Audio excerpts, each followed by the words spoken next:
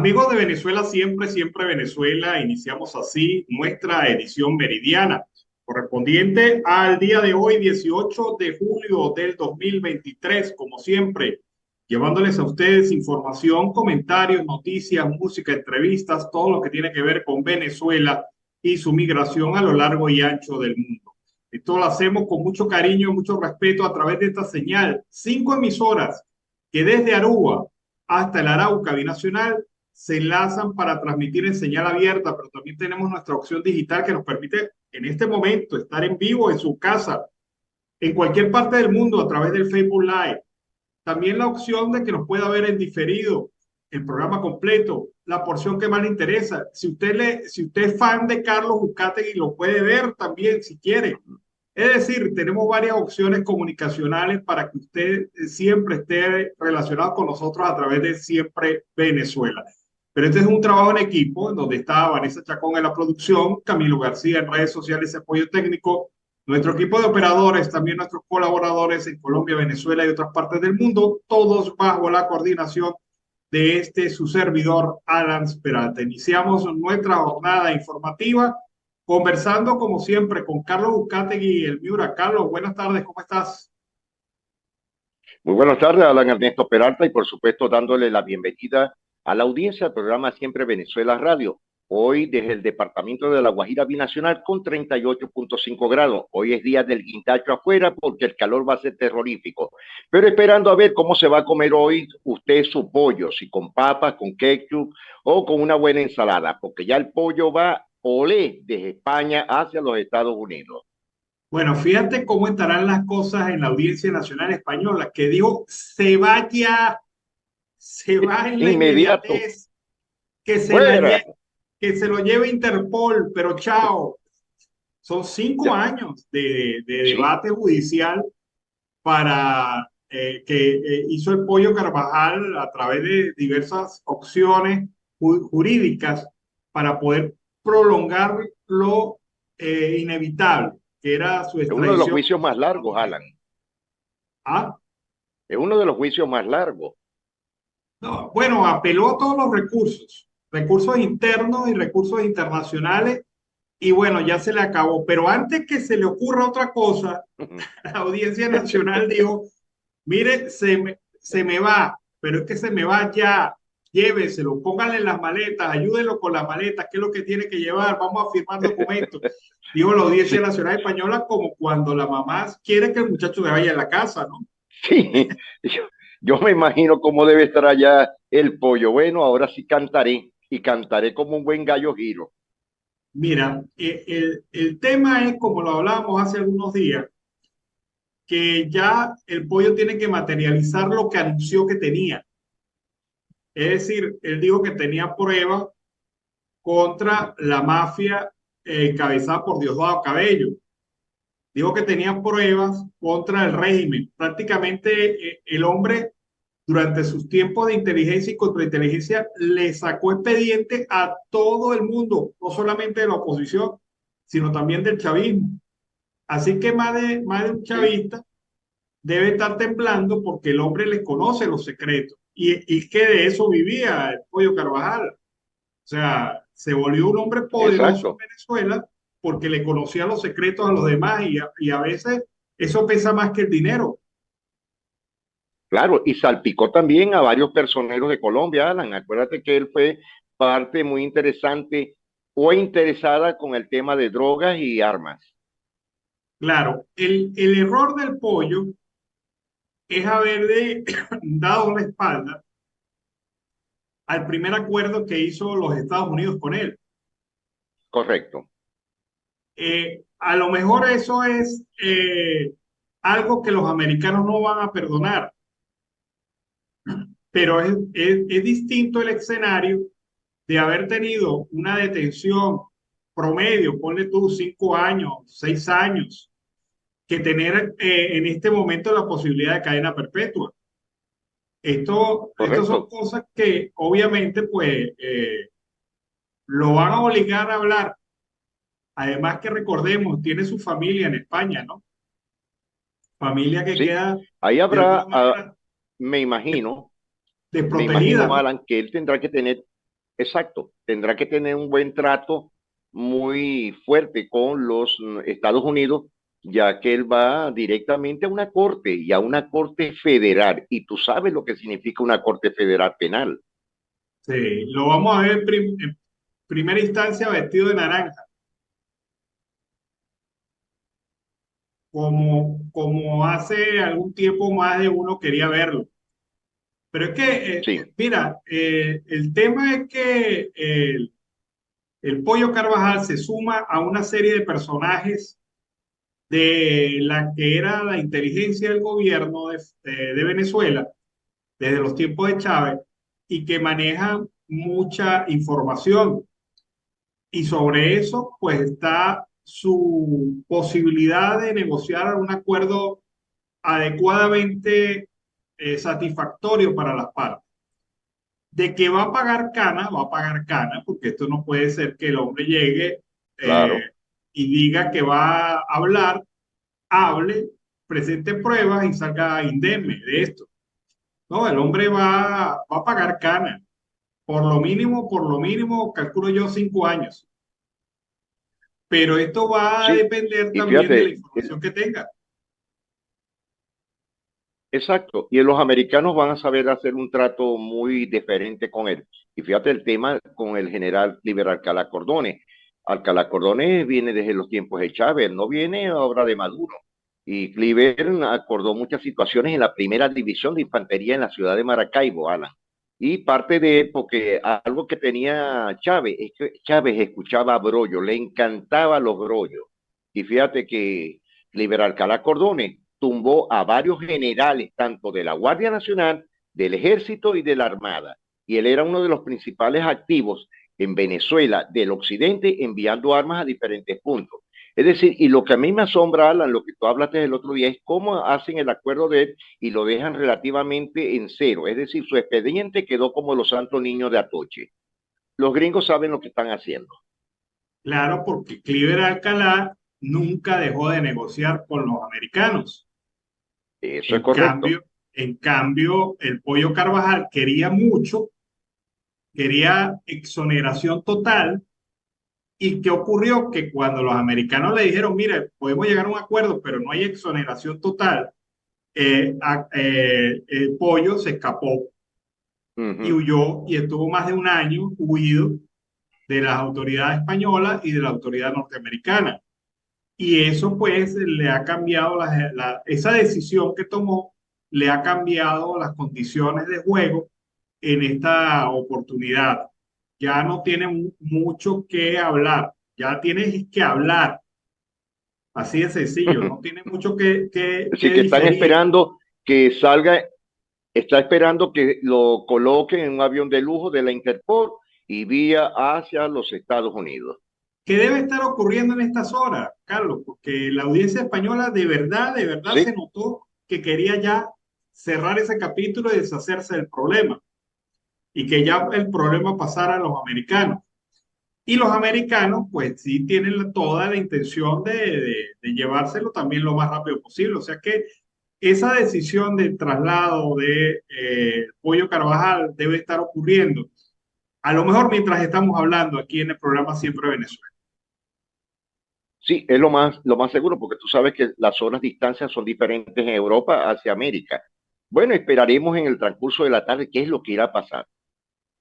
Sí, vamos a hablar de otro tema, Carlos. Ayer Maduro en su programa ha dicho que él y que no se va a meter con las primarias, que es un evento de ellos, de la minoría de la oposición, que está haciendo sus negocios y están peleando entre ellos y que él no tiene necesidad de meterse en ese problema. ¿Tú crees Titi, que Maduro no se meta en esos temas?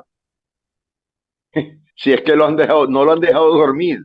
Ese hombre debe tener la cabeza así, ve, llena de espantos y pesadillas. Mira, hay varias cosas en esta dialéctica que ellos están intentando crear, en este discurso que ellos están intentando desarrollar, en donde quieren minimizar las primarias. Maduro dice, yo no me meto con las primarias, que hagan ellos lo que quieran, pero la verdad verdadera es que se está metiendo a través del Tribunal Supremo de Justicia, a por través del supuesto. Poder Legislativo, a través de otros voceros y a través de opositores, entre comillas, como el RATI. Eso Ujú. lo viene haciendo desde hace tiempo, porque Maduro teme realmente a las primarias. El régimen de facto teme a las primarias, temen que Por las supuesto primarias que se le tiene realicen. miedo. Bueno, y vamos a ver, o sea, no lo dice Carlos Ucategui ni lo dice Alan Peralta.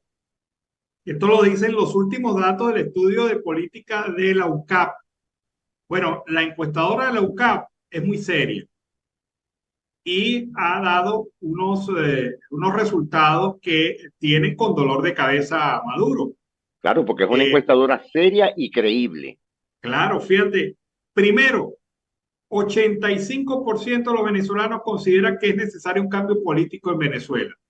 ¿Esto qué quiere decir? Que casi 9 de cada 10 venezolanos dicen que esto tiene que cambiar. Ya esta Ujú. gente no sirve. Tiene que Y cambiar. eso es mortal para el chavismo. Mortal es que el 67% de los consultados estén dispuestos a votar en las primarias. No es una minoría, como decía ayer Maduro, No, para que él nada. decía, es una de las tantas oposiciones que hay, e incluso es la más pequeña, la minoría. No, que 7 de cada 10 venezolanos consultados te digan que están dispuestos a votar en las primarias, es un hecho significativo y además que tiene a punta de Atamel y otros medicamentos al régimen de facto. Mira, el 60% considera que la posibilidad de lograr un cambio está en nosotros mismos. Es decir, somos los venezolanos los que tenemos que resolver ese rollo.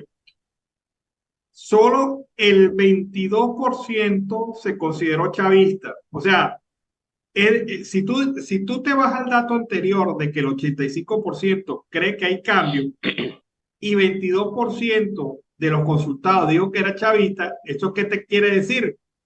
Que hay dentro del chavismo gente que dice que hay que cambiar, a pesar de declararse chavista. A Esto es, pesar que son chavistas. y esto es demoledor.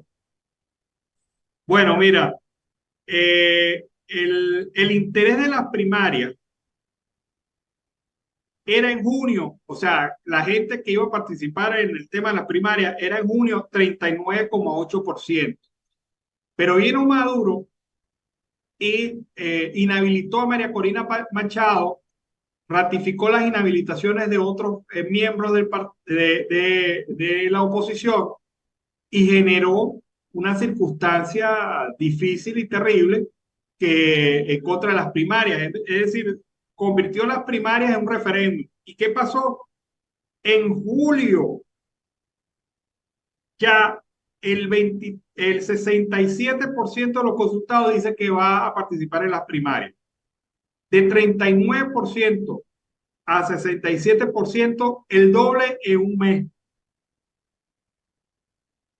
En un mes. Esto, y esto es el resultado de haber victimizado a María Corina Machado y haber atacado eh, eh, duramente a las primarias, con el RATI y todos los demás elementos. El, el 34% dijo estar dispuesto a protestar si el gobierno impide las primarias, es decir, calle. Ujú.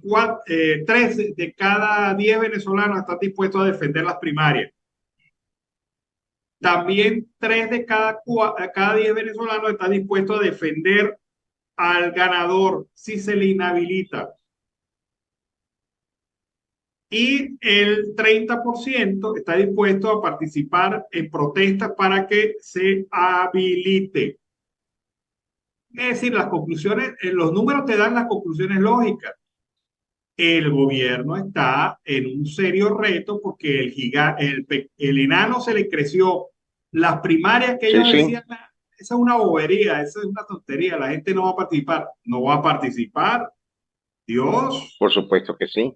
estos Y datos son contundentes.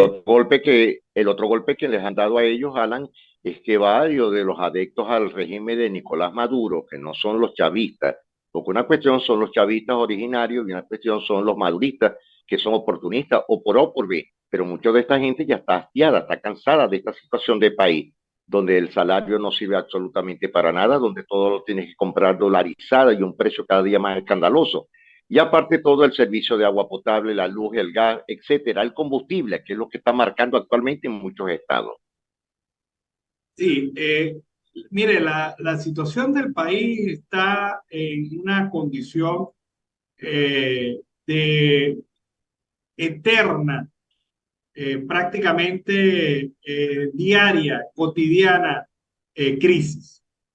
Porque un venezolano se revisa los bolsillos a diario y dice, mira, hoy me alcanza para la gasolina, pero no para la comida. Hoy me alcanza para comprar medicinas, pero no para la comida. Hoy como y no me compro las medicinas. ¿Y cómo hago para pagar a los muchachos el retorno al salón de clase? Porque ahorita viene incremento en los liceos y escuelas públicas. Incremento porque a pesar de que se diga que Por son supuesto. públicas, hay gastos de útiles escolares, de material escolar. Pero si vamos a las escuelas privadas, los colegios privados, hay incrementos en las matrículas porque el salario mínimo de un docente de un colegio privado debe estar por encima de los $150. Y eso implica un reajuste en las Sí, más o menos, matrículas esa es la generales. estimación, Alan. Eso implica un reajuste en las ¿No? matrículas Y el escolares. otro punto es que por supuesto, aparte de eso, los uniformes, el gasto, la merienda, la cuestión de la sociedad de padres y representantes, Alan, el transporte escolar que todavía hay, por muchas las cuestiones, la inseguridad. En total se reflejaba, según la Asociación Venezolana de Colegios Privados, que va a haber un reajuste de un 15%. Alan, y tú sabes que un 15% es absolutamente nada, nada. Porque ahorita la verdadera educación que hay, la que están recibiendo, son los que están en el sector privado, Alan, porque es donde tienen la propia reglas de trabajo realmente como docentes. Pero ¿qué pueden esperar en las escuelas públicas, Alan? Donde no hay ni pizarrones, ni pupitres, ni servicio eléctrico, ni agua potable, no hay nada. La carencia de docentes. Sí, y para poder mantener esos docentes hay que pagarle por encima de $150. Algunos Claro. más. Y sí, señor, es que estás hablando del tema real, porque fíjate, transporte de los maestros, el uniforme de los maestros, es decir, ahí hay una realidad que es palpable a toda costa. Como lo dijimos, ojalá que este régimen, que de paso no hace absolutamente nada, entienda que la educación es primordial para estos factores sociales, para la futura generación.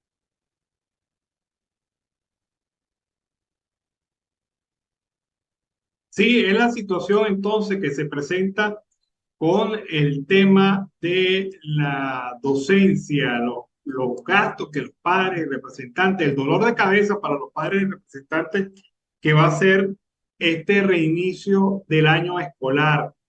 No lo digo por el bien, porque los padres cuestionen el bienestar de los chamos, la formación, la educación, sino que los costos que implica este proceso. Díganme los padres que tienen dos niños, tres niños en medio del ciclo escolar, que algunos lo tengan en un liceo, el otro lo tiene en la escuela. Los padres se ven en una condición de verdad bastante apretada, bastante difícil para poder sostener a dos o tres muchachos en clase. Y esto, más los gastos de la familia, pues es un terrible dolor de cabeza para los padres y representantes que deben estar pensando en cómo van a ingresar, cómo van a afrontar este nuevo año escolar. Decía yo, Carlos, los padres que tienen dos y tres chamos, uno en el liceo, dos en la escuela, ¿cómo hacen? Alan, tendrán que trabajar 24 horas, tanto padre, madre y abuelo. Tendrán que poner una tiendita obligatoriamente en su casa para poder subsistir, porque no veo la manera como puede hacer. Te lo digo, yo tengo nietos en Maracaibo y veo la situación, como la pasa mi hija, porque cada vez que tiene que comprar algo para para los niños, es decir, le sale al triple. Y no solamente ella, son cantidades de personas donde no tienen cómo comprar los elementos de estudio. Alan, y fíjate que siguen reciclando la soja blanca en todas las escuelas del país. Es en toda Venezuela. Es decir, porque hasta una risma de papel ya sobrepasa los $10. ¿No? Y toda la circunstancia de los útiles escolares, mira, Carlos, o sea, todo eso está dolarizado. Mira, no hay prácticamente en Venezuela sitios en donde se cobren bolívares, todo es en dólar. Sí, todo es en dólares. Y si tú eres empleado público, lo que cobras es en bolívares y vía transferencia. El Banco Central de Venezuela inyectó el día de ayer más de 70 millones de dólares al mercado para tratar de controlar la tendencia alcista de los últimos días. Es que el dólar oficial se puso sobre Sí, 30 bolívares por dólar. Y esto pues es una nueva estocada a la gente. Mientras se incrementa el dólar, se deprecia la capacidad adquisitiva del venezolano que cobra en bolívares. Y todos los locales, prácticamente desde el más grande hasta el más pequeño, te están cobrando y pagando bienes y servicios en dólares. Y todos estos gastos educativos que ya mencionábamos son en dólares. En las escuelas te cobran en dólares, en los colegios, sí, en sí, los, totalmente, en hasta los la centros, merienda. en los supermercados y en los centros de papelería y todas estas cosas de útiles escolares te cobran en dólares. Es ruda la situación, no hay que dejarla de estar pendiente de ello porque además de los problemas diarios de los padres en el país, con la situación país, con la situación hogar, ahora también el ciclo de inicio de año escolar, que ya para el mes de septiembre ya tienes que tener resuelto todo eso, porque los muchachos entran según el calendario escolar el 15 de septiembre. Sí, sí, que siempre ha sido la fecha. Ahora, fíjate que tú, Generalmente el primero día de octubre es que se empieza sí, realmente, pero ya a partir del 15 de septiembre empiezan los llamados a clase, Carlos. bueno, fíjate que ahorita tú nombraste algo, ¿cómo haría un padre de familia para dos o tres hijos? Y yo reflejo lo que me comentó mi hija. Me dice, bueno, papi, mira, tres pares de goma que no son de las más caras, me salen en $75, lo que le duran es medio año. ¿Cuánto cuesta un morral? $15. Y la lista escolar, $35. ¿Cuánto estaríamos hablando? Sacamos la cuenta, $245, Ala. Sin colocar el uniforme de educación física. Es decir, que ni siquiera eso lo pueden hacer muchas personas que están en las escuelas públicas. Sí, es una cosa terrible. Carlos, se nos acabó el tiempo. Bueno, sí, Alan, estaremos muy pendientes a ver cómo nos vamos a comer en este mediodía el pollo, si asado, si con yucas, si con papitas, pero algo va a pasar y sabremos que mañana pasarán muchas cosas. Bueno, buen provecho para ti, a la audiencia, al equipo de producción y estaremos muy pendientes en el transcurso de la tarde. Vámonos a la pausa comercial y musical del momento y de regreso seguimos aquí con más de Venezuela siempre, siempre Venezuela. Bueno, amigos de Venezuela siempre, siempre Venezuela, seguimos aquí con más información. Ayer, pues, se produjo la reunión entre Delcy Rodríguez, Gerardo Blay y representantes de la Unión Europea, los presidentes Alberto Fernández, Lula da Silva, Gustavo Petro, Emmanuel Macron y el canciller Borrell por la Unión Europea. Esto con la intención de acercar las posiciones entre las partes y ante las tensiones en Venezuela por las inhabilitaciones políticas contra los candidatos de las primarias de la Plataforma Unitaria Democrática. El alto representante de la Unión Europea, el señor Josep Borrell, calificó como muy buena la iniciativa al encuentro entre la vicepresidencia de Nicolás Maduro, Delcy Rodríguez, y el jefe de la delegación opositora para el diálogo en México, Gerardo Blay. Esta reunión se celebró, como ustedes saben, ayer en la tarde en Bruselas. Borrell dijo que fue un intento de aproximar las posiciones entre el gobierno y la oposición para ver de qué manera se podría hacer unas elecciones presidenciales que fueran inclusivas, democráticas, aceptables para la comunidad internacional y para los venezolanos, destacó Borrell en Bruselas. Reconoció que los escollos son el levantamiento de las sanciones por parte de los Estados Unidos al ejecutivo Maduro, así como también la liberación de presos políticos. Sobre ello mencionó que las partes no llegaron a ningún acuerdo. El problema es cómo avanzar a la vez en el levantamiento de las sanciones progresivo por parte de los Estados Unidos y normalizar el proceso haciendo la liberación de presos políticos, haciendo que todos los líderes se puedan presentar a las elecciones y allí naturalmente no hubo muchos acuerdos. Mientras tanto, a la salida de la reunión, Petro, el presidente de Colombia, puso a Colombia a disposición para nuevas reuniones en las que participarían gobierno y oposición, mientras que el presidente de Argentina, Alberto Fernández, pidió respeto a la soberanía venezolana y necesario profundizar las vías de respeto a la soberanía y a la vez la ayuda a toda negociación posible, tratando que la convivencia democrática en Venezuela sea una realidad. Llamó a la comunidad internacional a insistir en la reanudación del diálogo entre las partes, que no se produce formalmente desde noviembre del año pasado. Y mientras esta reunión se celebraba, ocurría que en la calle activistas venezolanos protestaron contra la presencia en Bruselas de la vicepresidenta de facto, Delcy Rodríguez, quien llegó a esta ciudad para participar en la cumbre de la Comunidad de Estados Americanos, Latinoamericanos, Caribeños, CELAC y la Unión Europea. En la manifestación también participaron ciudadanos de otras nacionalidades que, al igual que los venezolanos, reclaman la asistencia a la cumbre de representantes de dictaduras latinoamericanas como Bolivia, Cuba y Nicaragua.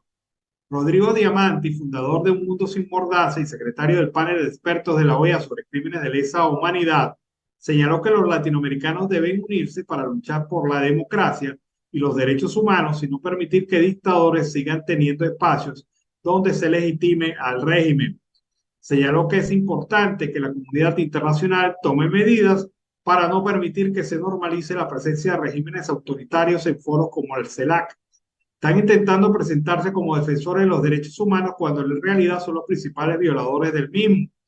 Todos tenemos la responsabilidad, afirma, de hacer nuestra parte para poner fin a la dictadura y ayudar a construir un mundo mejor, futuro mejor para Venezuela y toda Latinoamérica. Los activistas venezolanos, bolivianos, nicaragüenses y cubanos, defensores de derechos humanos y exiliados, se plantaron frente a la Comisión Europea, el Servicio de Acción Exterior y Consejo de la Unión Europea, donde se está celebrando la cumbre. Durante años, el régimen venezolano ha reprimido y violado los derechos humanos de miles de ciudadanos venezolanos. La falta de libertades y la corrupción ha llevado a una crisis económica y humanitaria sin precedentes en el país, concluyó Rodrigo Diamanti. Esto fue la protesta por la presencia de Delcy Rodríguez en esta reunión. Vamos ahora a escuchar a nuestra corresponsal en Venezuela, para Siempre Venezuela, Rixia Navarro, con su reporte. Gracias por el paso a los estudios desde el municipio Lagunillas, costa oriental del lago Estado Zulia, Venezuela.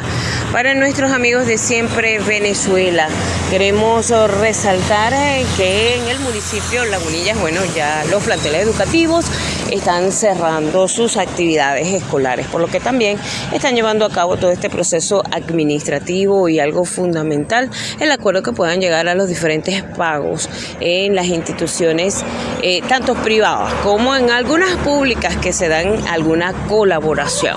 Sin embargo, en varios colegios como la Escuela Básica Nacional Ciudad Ojeda, que ha sido fundada en 1959, uno de los planteles más antiguos, están llevando una jornada de cardiovascular. Esta jornada de cardiovascular está siendo llevada por los médicos del ambulatorio del Seguro Social de Ciudad Ojeda. De esta manera están ayudando al aporte para estos niños que necesitan esta jornada cardiovascular. Todos los planteles educativos pronto estarán cerrando sus puertas. Sin embargo, los educadores y directores de esta unidad están haciendo la solicitud de resguardo por parte de los cuerpos de seguridad para que estos planteles educativos no sean víctimas del AMPA en lo que va a ser esta temporada de vacaciones, por lo que se le extiende un llamado entonces a todos los organismos competentes a que tomen cartas en el asunto, ya que es una solicitud no solamente de padres y representantes, sino de todo el personal que resguarda en todos los planteles educativos. Este es el panorama que se está viviendo en el municipio de Lagunillas en la parte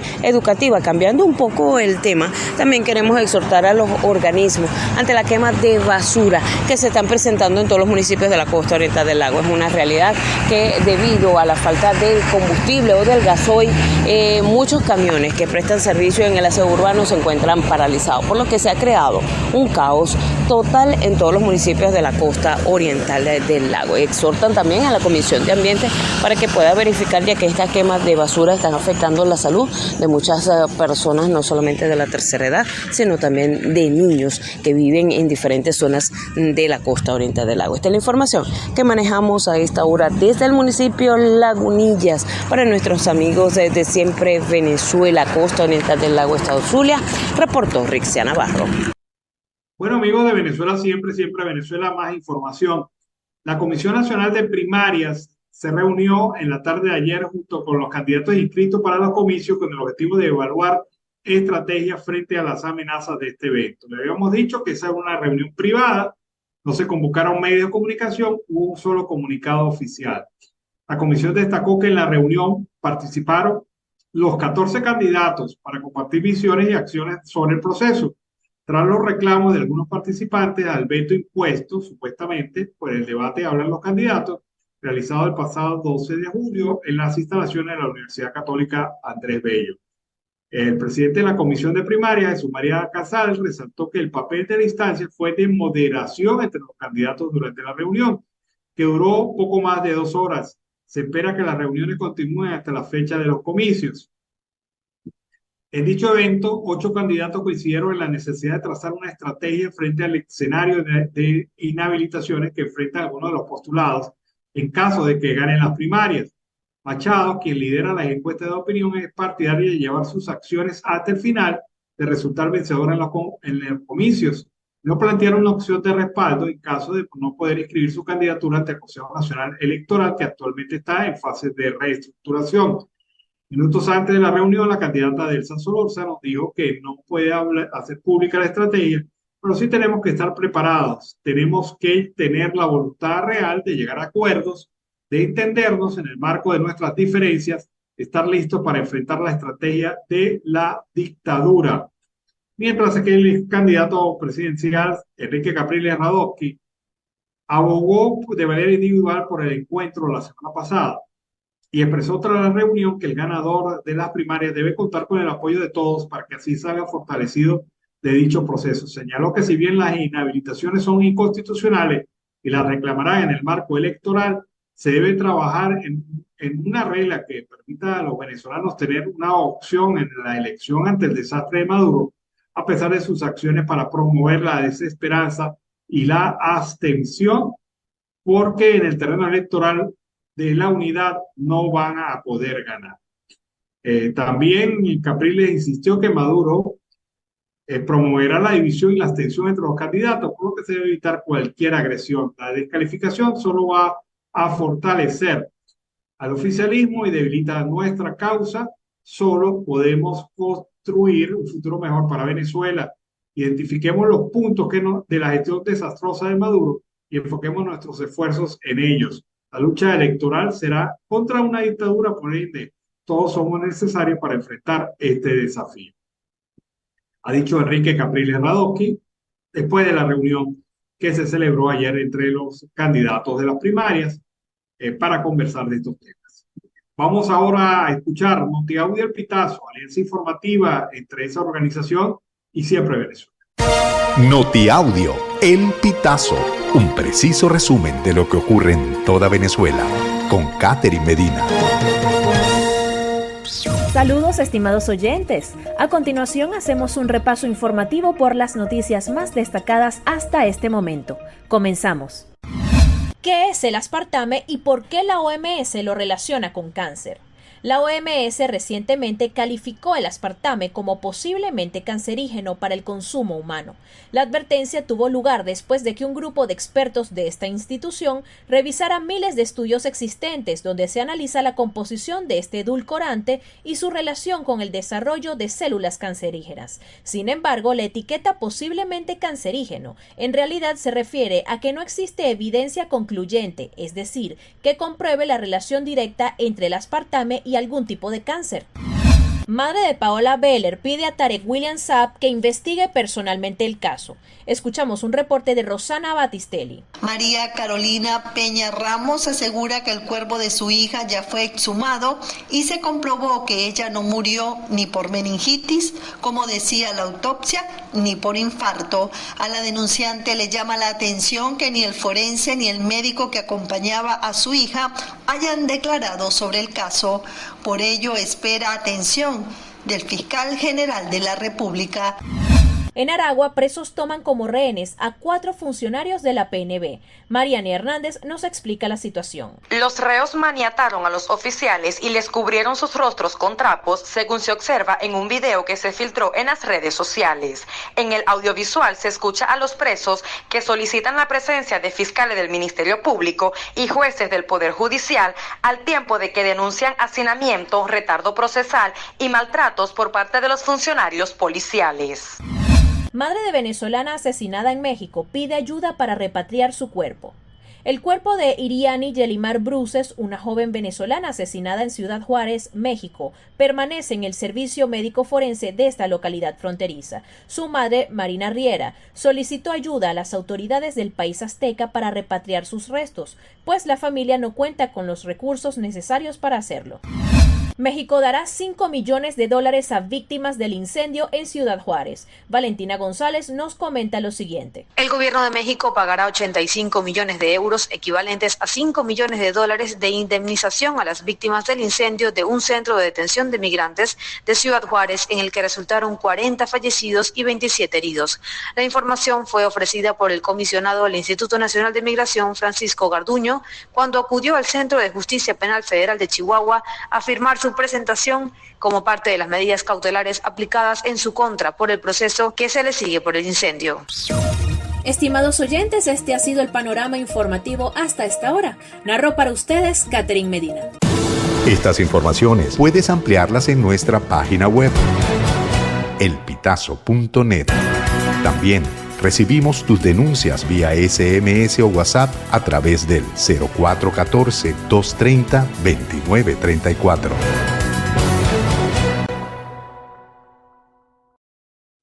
Seguimos acá en Venezuela, siempre Venezuela. En el segundo trimestre del 2023, la remuneración promedio del sector comercio y servicios, en el cual emplea el 60% de los trabajadores del área metropolitana de Caracas, se ubicó en $161 mensuales, lo que representó un aumento de 13,4% respecto al trimestre anterior.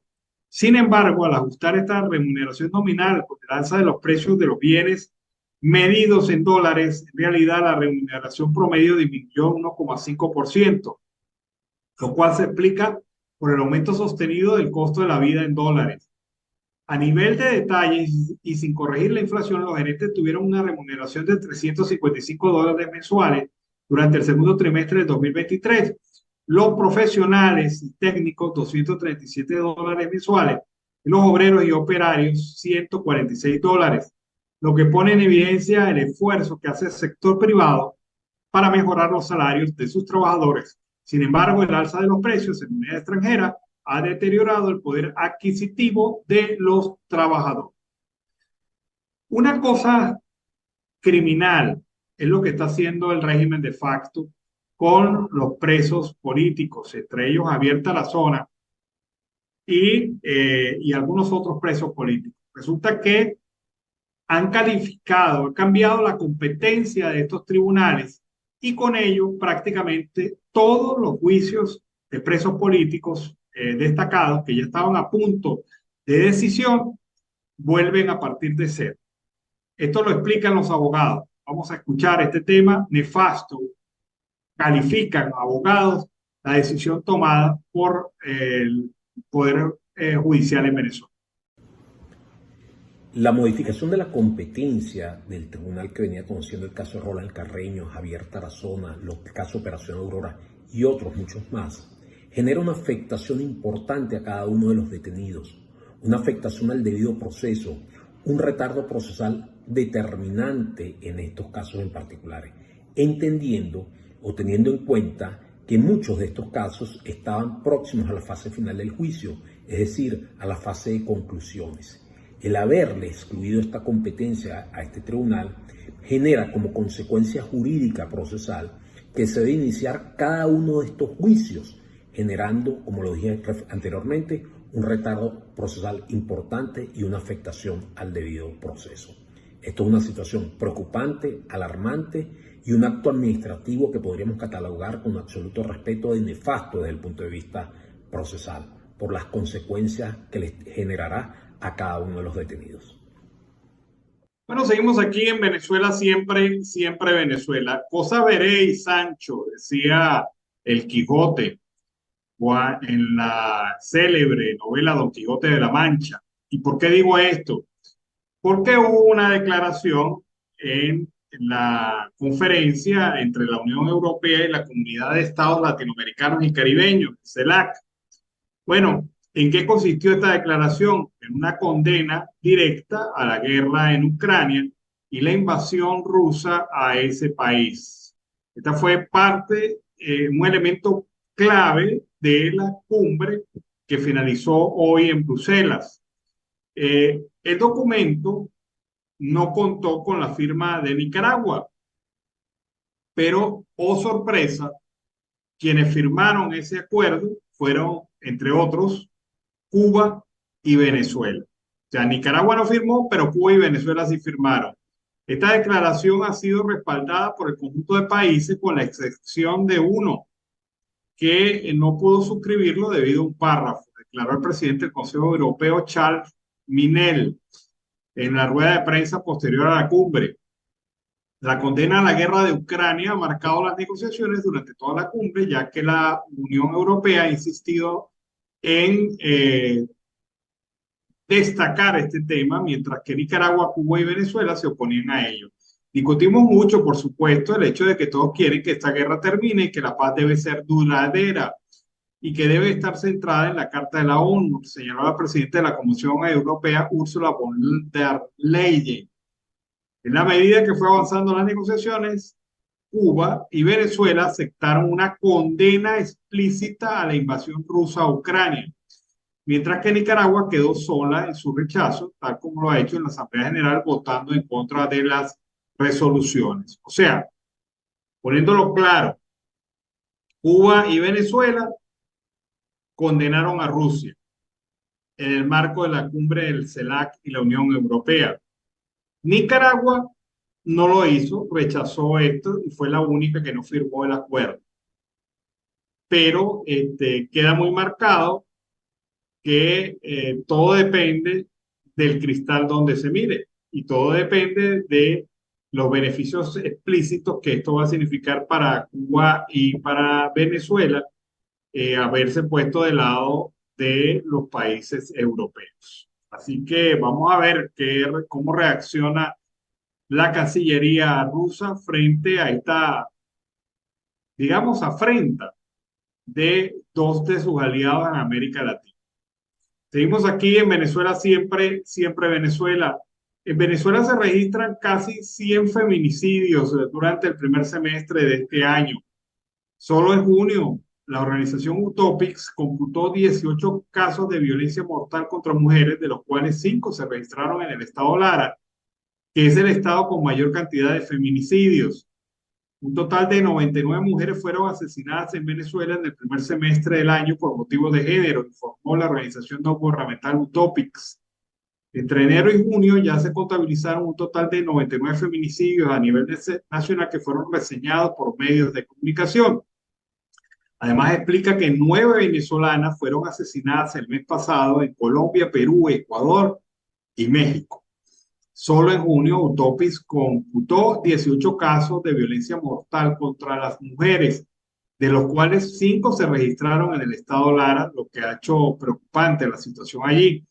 La organización considera imprescindible el desarrollo de un plan de emergencia feminista para la prevención, atención y mitigación de la violencia de género. Seguimos alertando y viendo con preocupación que desde el Estado no existe ninguna propuesta concreta para enfrentar esta problemática que afecta de manera estructural al país, agregó la organización. Según los datos que maneja esta ONG, al menos 236 mujeres murieron en manos de feminicidas durante el año pasado. Una realidad por la que exigen al Estado acciones urgentes para reducir la violencia y la impunidad que ampara muchas veces a estos agresores. Seguimos aquí en Venezuela, siempre Venezuela, y vamos a escuchar el reporte de Michelle Carrillo desde Barranquilla, la costa atlántica colombiana, para Siempre Venezuela. Saludos y bendiciones para Alan Peralta, Carlos Miro Euskati y a toda nuestra audiencia de Siempre Venezuela Radio. Transmite para ustedes desde Barranquilla, costa atlántica de Colombia, el periodista Michelle Carrillo de la OZ. Y estos son nuestros titulares del día de hoy. La nueva vida de los callejones del centro de Barranquilla. Fiscalía abre investigación a ministra de Minas por salida irregular de sus hijos del país. Habrían cortes de energía en el Caribe por el incremento de la demanda y reducción de la jornada laboral afectará el salario. Los malos olores, contaminación por basura y dificultad para transitar por los callejones de Robertico y del Meao son cosas del pasado. Ahora las sillas de colores, arreglos florales y un buen ambiente adornan estos espacios luego de que se realizaran las obras de recuperación del espacio público en esta zona del centro de Barranquilla. Este lunes la alcaldía de Barranquilla realizó la reapertura de los callejones como parte del proceso que, además de devolverle a la ciudad sus calles, busca dignificar el trabajo de los comerciantes que ocupaban estos lugares. El alcalde Jaime Pumarejo fue el encargado de presidir la entrega y manifestó que con estos trabajos esperamos que esto dinamice la economía y gastronomía en el sector y más adelante poder realizar eventos culturales. Estos son íconos que nos demuestran que sí es posible recuperar la belleza y la arquitectura del centro, manifestó el burgomaestre. Sumado a la indagación previa disciplinaria que abrió la Procuraduría General de la Nación a la ministra de Minas y Energía, Irene Vélez, por la salida irregular al exterior de sus hijos menores, la Fiscalía le siguió los pasos abriendo investigación por el mismo tema. El hecho en cuestión tiene que ver con que presuntamente la ministra Vélez Torres se habría valido de su cargo para influir ante un agente de Migración Colombia con el fin de facilitar la salida del país de su hijo menor de edad, pese a no contar con el permiso exigido por la ley. El funcionario de migración adscrito al aeropuerto Alfonso Bonilla Aragón de la ciudad de Cali ya está siendo investigado por haber permitido la salida del menor sin la autorización de los padres. La presunta salida irregular se dio en enero de este año cuando Vélez asistía junto al presidente Gustavo Petro al Foro Económico Mundial celebrado en Davos, Suiza, del 16 al 20 de enero de 2023. El operador del Sistema Interconectado Nacional informó que el agotamiento de la red transmisión de energía afectaría el servicio en la costa Caribe, teniendo en cuenta que se presentan condiciones de riesgo ante el aumento de la demanda. La entidad destaca que durante la operación, en los más recientes análisis de la situación eléctrica de mediano plazo, se evidencia un incremento de la demanda nacional que en ocasiones ha superado los valores pronosticados en su publicación de octubre de 2022. Lo anterior ha dado lugar a algunas zonas del país se opere la infraestructura de transmisión cerca de los límites de seguridad de la red y que, dada la cargabilidad de los equipos usados o la ocurrente falla, es alta la probabilidad de no poder atender completamente la demanda de los usuarios, detallaron en un comunicado. Agrega que ha venido dando las respectivas señales a la institucionalidad sectorial y también a los agentes del mercado sobre la existencia de condiciones de riesgo para la atención segura de la demanda en algunas partes del país, así como en La Guajira, Cesar, Magdalena, Córdoba, Sucre, Bolívar, por sobrecarga de la infraestructura y bajo voltaje en la condición normal o frentes a fallas en los equipos de la red. La misma condición sucede con la red que atiende la demanda del departamento del Chocó, pues presenta una alta vulnerabilidad a falla, dando lugar a desconexiones continuas de demanda. La primera etapa de la reducción de la jornada laboral en el país entró en vigencia, lo que implica que los trabajadores deberán laborar 47 horas a la semana sin que les disminuya el salario ni se afecte los derechos y garantías que han adquirido. De acuerdo con la ley 2101 del 2021 que modifica la duración de la jornada laboral, este proceso será gradual en un periodo de 4 años hasta llegar a 42 horas semanales, de tal manera que el 15 de julio del 2024 bajará a 46 horas semanales, el 15 de julio de 2025 bajará a 44 horas semanales y a partir del 15 de julio de 2026 se regulará definitivamente la jornada laboral en 42 horas semanales. Un análisis del Politécnico Gran Colombiano señala que no se afectará el salario, el cálculo de las prestaciones sociales ni los aportes a la seguridad social de los trabajadores, ya que no habrá una reducción en la disminución de la carga prestacional ni del valor ordinario de la hora de trabajo, y de cierta manera los empleadores seguirán asumiendo sus obligaciones correspondientes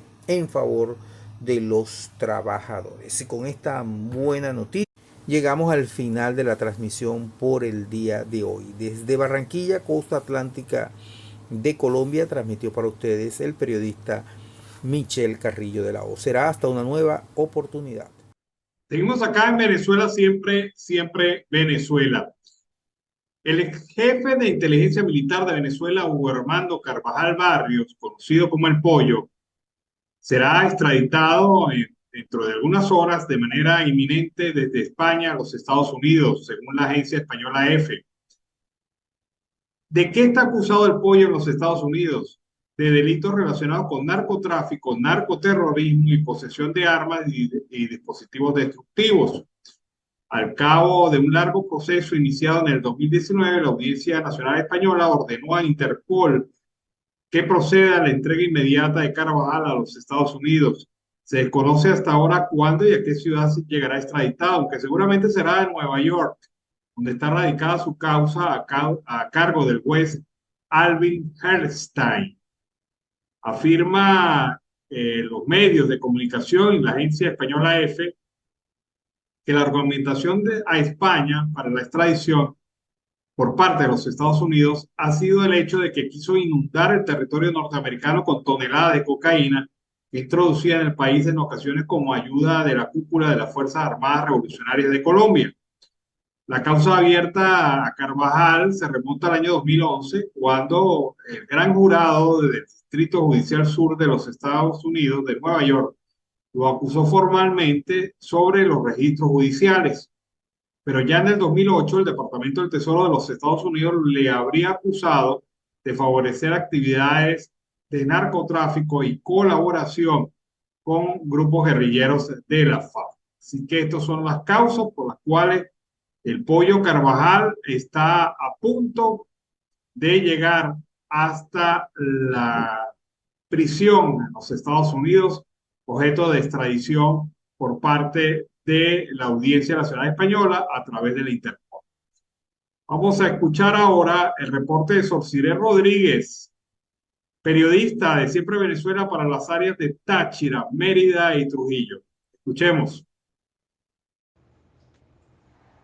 Gracias a Alan Peralta y Miura Uzcategui por este contacto informativo a través de Siempre Venezuela, Radio, noticias y todo el acontecer desde la cordillera andina en Venezuela. Ya para entrar en materia informativa, a través de este almuerzo comunicacional tenemos que en Rubio tienen el vertedero de basura en pleno centro de la ciudad. Desde el año 2019 el problema de la recolección de desechos sólidos se ha venido agravando hasta convertirse en una constante en el municipio Junín. Una de las medidas que se tomó como solución preventiva fue disponer de un estacionamiento ubicado en el centro de la ciudad como lugar de acopio. 4 años después la medida sigue vigente y la presencia de olores desagradables aves de rapiña, roedores y la montaña de basura que se observa solo al pasar por la entrada al estacionamiento, ahora como centro de acopio, contrasta con el paisaje urbano y cultural que caracterizan a la ciudad. También tenemos que Corpo Salud en el estado Táchira se mantiene activa la vigilancia sanitaria a través de una oleada de sarampión en las comunidades, y la Corporación de Salud del estado Táchira informó que el estado ha cumplido con el control del sarampión en todos los municipios en cuanto a la labor de verificación de la no transmisión de esta enfermedad en Venezuela. El control que se hace es con el fin de mantener la vigilancia epidemiológica y detectar precozmente la posibilidad de casos ante cualquier persona que padezca fiebre y erupción que haga pensar en la enfermedad. Así que está la vigilancia epidemiológica de Corpo Salud en el estado Táchira. También tenemos que en materia política, la candidata del partido Encuentro Ciudadano visitó el estado Táchira en el fin de semana, y desde el estado Táchira y en medio de un apagón bien largo, la precandidata a las primarias de la oposición, Delsa Solórzano, manifestó la importancia de la unidad en el país a fin de lograr el proceso primario del 22 de octubre, motivo por el cual se reunió con miembros de la plataforma unitaria en la entidad tachirense. Además de ello, la candidata del partido Encuentro Ciudadano mencionó que el presidente Petro no se comporta como presidente de Colombia para los efectos fronterizos, se comporta como canciller de Nicolás Maduro, porque evidentemente debe tener algunos intereses distintos al de las dos naciones. Por eso, Delsa Solórzano deploró que cada vez es mayor la presencia de grupos irregulares en el estado Táchira. Nos vamos hasta La Grita y ya están listas el dispositivo de los 413 años del Santo Cristo de La Grita, con 7 rutas y 18 puntos de atención que estarán previstos para el operativo del 5 y 6 de agosto y para los días posteriores. Según la municipalidad, esperan que al santuario converjan más de 200.000 personas. Estarán presentes en este acto Protección Civil con el despliegue de los 18 puntos de atención en cada una de las rutas, y se dispondrán de 250 funcionarios para resguardar la ruta con hidratación y atención médica, así lo informaron los organizadores, además de la presencia del cuerpo de bomberos en el lugar desde el 28 de julio, y tendrán 5 puntos con 50 funcionarios, que será un trabajo en conjunto entre los bomberos de San Cristóbal y los bomberos de La Grita. Además de ello, también tenemos que informar que inició la edición número 56 de la Feria de la Consolación de Táriba, una feria taurina que se celebra los días 19, 20 y 27 de agosto con 6 y 7 toros respectivamente, que harán con la participación de toreros de Venezuela, Colombia y España. En relación a la consulta pública de la Feria Taurina, tenemos que informar que se conoció que fue aprobada por 52% de las personas que participaron sobre los temas referidos a retomar o no las corridas de toros en el municipio. En materia de infraestructura, buscan resguardar las bases del puente del río Zúñiga como acción preventiva, y desde la alcaldía de San Cristóbal se inició el avance de las obras del muro de contención de Gavión y Ciclopea en el puente sobre el río Zúñiga, en función de prevenir eventualidades por las precipitaciones presentes en la zona. El alcalde Silfredo Zambrano informó que tras una supervisión en compañía del secretario general de gobierno Jehová Huérfano, el avance de estas obras van en un 70%, y lo que buscan es resguardar las bases del puente como una acción preventiva ante la lluvia, y además de permitir un mejor mejoramiento a la vialidad y garantizar la movilidad de los habitantes en esta zona. Además, los tachirenses manifiestan la intención de participar en las primarias de la oposición La mayoría de los sancristobalenses muestran su interés en participar en las elecciones primarias y el nivel de siniestralidad en el estado Táchira representa un 75% con los accidentes con moto. Es una problemática que viene aquejando diariamente a los tachirenses cuando atienden hasta 5 accidentes viales diariamente. En este caso, Yesnardo Canal, quien es el director de Protección Civil, aseguró que de acuerdo a las estadísticas, el estado Táchira no solamente forma parte de la cordillera andina donde hay mayor incidencia de suicidios, sino también el estado Táchira es el segundo estado en Venezuela con mayor siniestralidad terrestre. Y ya para culminar, tenemos que a nivel de comunidades, los vecinos del sector San Miguel, de la parte alta de la parroquia Mercedes Díaz del municipio Valera, claman por la pronta solución a la problemática que se viene presentando en la comunidad, ya que los trabajos de reparación de las cloacas de aguas negras que se venían realizando en dicho sector se encuentran paralizados, pero escuchemos en la voz de los mismos vecinos la denuncia. Como 3 semanas de que nadie viene a presentarse aquí para solucionar lo de las cloacas.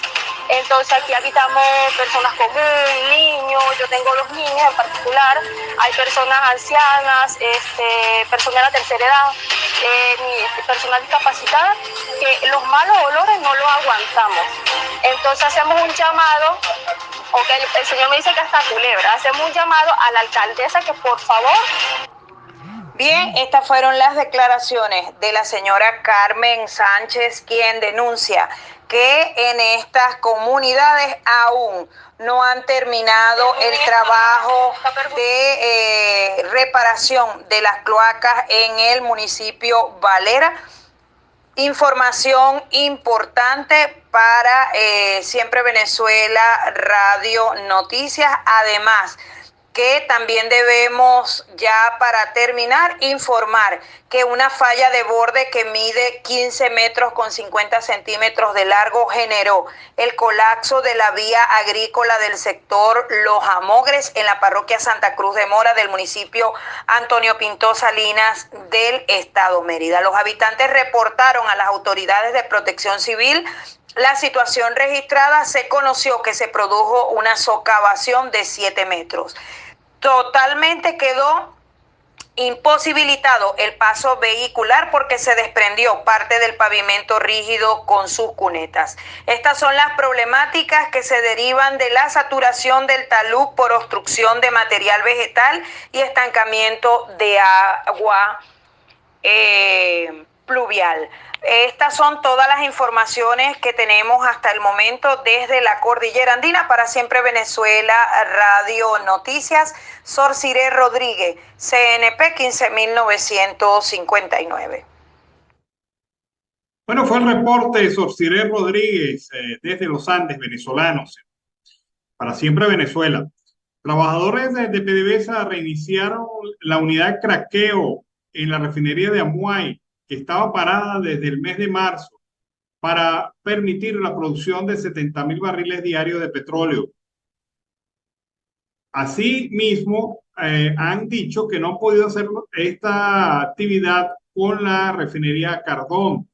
Petróleo de Venezuela logró reiniciar el craqueador catalítico de la refinería de Amuay, estado Falcón. Según la agencia de noticias Reuters, la unidad estaba procesando actualmente 70,000 barriles por día, aproximadamente un 70% de su capacidad instalada de 108,000 barriles diarios. Por otro lado, los trabajadores de PDVSA dijeron al medio británico que la refinería Cardón todavía no ha podido reiniciar su unidad de craqueo, dañado desde el principio de junio porque hay un mal funcionamiento del equipo. Sin embargo, los trabajadores están tratando de volver a poner en servicio un reformador de nafta en los próximos días de esta refinería para aumentar la producción de combustible.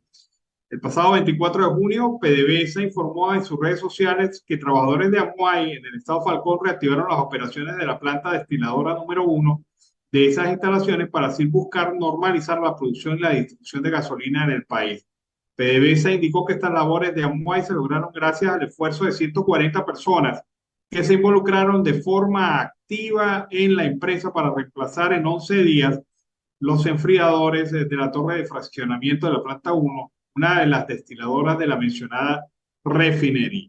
Así que poco a poco trabajadores de PDVSA están recuperando algunas áreas de todo el complejo refinador de Paraguay.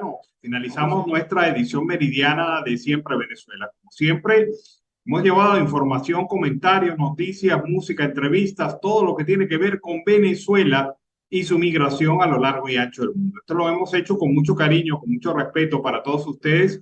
Un equipo en donde está Vanessa Chacón en la producción, Camilo García en redes sociales, apoyo técnico, nuestro equipo de operadores, también nuestros colaboradores en Colombia, Venezuela y otras partes del mundo, todos bajo la coordinación de su servidor Alan Peralta. Los invito a que estén pendientes de nuevas ediciones de Siempre Venezuela, especialmente la de la tarde, de 4 a 6 de la tarde, a través de estos mismos canales. Los despedimos, que tengan buen provecho. Siempre Venezuela es un programa que te brinda las mejores noticias, comentarios, análisis, entrevistas y música. Información sin censura en la voz de los protagonistas. Todo un equipo de producción de primer nivel. Siempre Venezuela lo encontrarás en las radios de tu preferencia. O si no, visítanos en nuestras plataformas digitales. Siempre Venezuela Radio. En Instagram, Facebook y Twitter. De lunes a viernes le decimos lo que en Venezuela prohíben. Porque somos Venezuela siempre, siempre Venezuela.